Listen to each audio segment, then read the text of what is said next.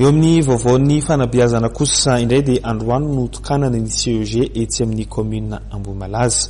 Tonga nanokana izany teny an-toerana ny filoham-pirenena Hery Rajaonarimampianina. Tamin'izany indrindra no nanamafisan'ny filoha nanaovany antsoavo an'ireo mpampianatra rehetra mba amerina ny mpianatra any an-dakilasy. Nanamafy ny antsoavo nataony tamin'ireo mpampianatra rehetra manerana ny nosy ny filoham-pirenena malagasy Hery Rajaonarimampianina Androany nandritra ny kabariny tamin'ny fanokanana ilay CEG teny Ambohimalaza izay nohavaozan'ny fondation Viseo. Vonina ny fampidinika hitondrana vahaolana amin'ny mpampianatra ny tenany ary mangataka ny amerenana ny fampianarana ho an'ireo zana-bahoaka.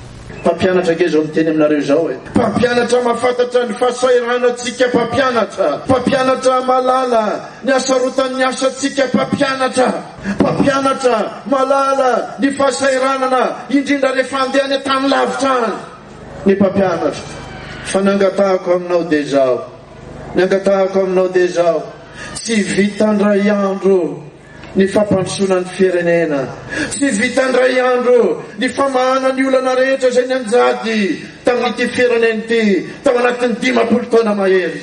Noho izany miangavy ianao ny dinika zay ataotsika anatsarana ny farim-piaina ny mpampianatra sy ny mpiasa-panjakana andao ataotsika eo manodidina latabatra boribory filoham-pirenena efa vonina efa niteny amin'izany fa izao enoy ireo mpianatra ireo enoy ny fahorindreo ray aman-drenireo isan'andro mahitany zanany tsy mianatra hoy amantsy anao andao sika ifampidinika fa ampianaro ny ankizy malagasy ary zany no antso zay ataoko amin'ny mpampianatra rehetra azadino ange fa rehefa tsy mampianatra isika mpampianatra ao amin'ny fanjakana dia tena le zanana bahoaka mihitsy no sahirana.